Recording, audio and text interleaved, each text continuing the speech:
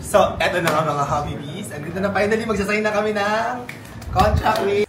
So, eto na nga mga Hobby Bees. It's early in the morning and maaga akong gumising dahil nagpa-prepare ako kay Ate Rose at kay Tia Julie ng mga gagamitin ko sa aking pagluluto. Magluluto ako ng mga 4 na dishes kasi meron kaming special na bisita mamaya. Makikilala nyo sila kung sino sila mamaya. And ang mga lulutuin ko ay ito, piniprepare ni Ate Rose. Good morning, Ate Rose.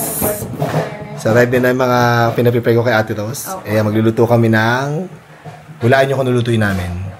Malamang chop suey, charis. Pinakbet, tapos sa gulay, and then pinalabas ko kay Ate Rose ang aming manok. Luluto ko ng chicken afritada, at saka yung ating, of course, kailangan matikman yung paksiw na pata natin.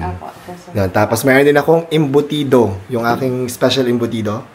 Si Tia Julie naman ay tumutulong paglilinis para malinis ang ating bahay. Ayan, ito, pinapalinis ko itong lanay namin para maaliwalas. And si Ate Rose ang katulong ko sa kusina. So, mag-start tayo magluto. Ang una ko lulutuin ay paksiw na pata. So, nandito na sa pressure cooker yung pata, bawang sibuyas, paminta, asin, at saka yung ating labong. Nakabili kami ng labong ni Ate Rose ngayon. Perfect, yan. Pressure cooker lang natin to for about, siguro mga 30 minutes. Tapos habang niluluto natin to, magluluto na din ako ng chicken afritada. So, habang nagluluto tayo ng pata, nagpipito na ako ng carrots at saka patatas para sa aking afritada. And magsaka tayo magluto ng afritada, chicken afritada, bawang sibuyas. Yan.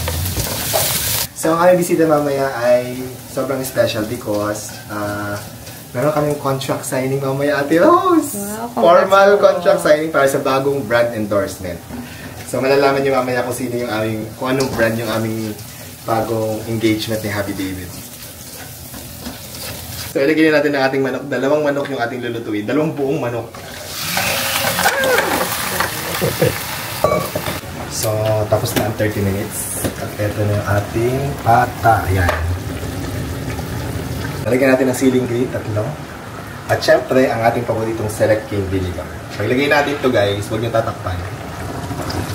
Hayaan nyo lang siyang kumulo ng kumulo. Ayan. Marami akong nilalagay para maasim. Ayan. At lalagyan natin ang ating afritada. Lalagay ko na yung ating prinitong patatas at carrots. Tapos, few minutes na lang yan at luto na ang ating chicken afritada. Hindi na ako naglagay ng hotdog guys at saka ng mga green peas. Simple lang yung luto ko. Mas simple, mas masarap sa akin.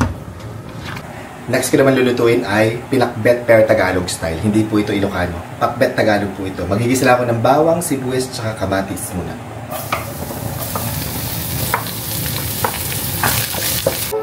And malapit na doon yung aming mga bisita. Hindi pa ako tapos magluto. Andito na ako sa aking pinakbet. Malapit na maluto.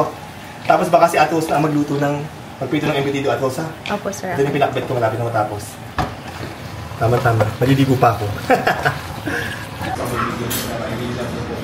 In fact, mas masarap magluto ng gihan ang nanay ko. Kaya sabi ko sa nanay. And andito na yung aming mga bisita from Hobe! Yes! Abangan nyo guys, ang aming partnership with Hobe. Andito sila para sa aming formal contract signing. And hopefully masiyan sila sa mga niluto naming food. Yan. Niluto mo? Niluto namin. Tinutulungan nila ako. Okay. And then, nag-prepare sila.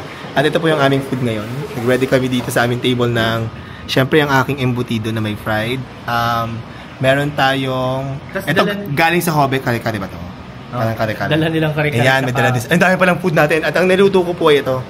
Pinakbet, chicken afritada, paksiw na pata, at saka yung ating embutido. Yan. Let's eat! Come on! Ayan, welcome po sa aming simpleng bahay, ang ating Hobe family. Ayan. Tsaka of course ang ating marketing partner nandito rin. Maraming salamat, Louie and Chel. Po, at maraming salamat sa inyo dinala ng mga food. Thank you po. Let's eat! Come on! So, eto na nga mga Hobby Bees. Andito na finally, magsasign na kami ng contract with Hobe! Thank you so much, Hobe! Kasama natin si Miss Sasha at si Miss Bianca from Hobe, Philippines. Yan, magkasay na kami ni Happy David. At dahil dyan, hindi na kami Hobby B. Hobby B na kami! Charot lang. Ibabago namin yung brand name, Hobby B.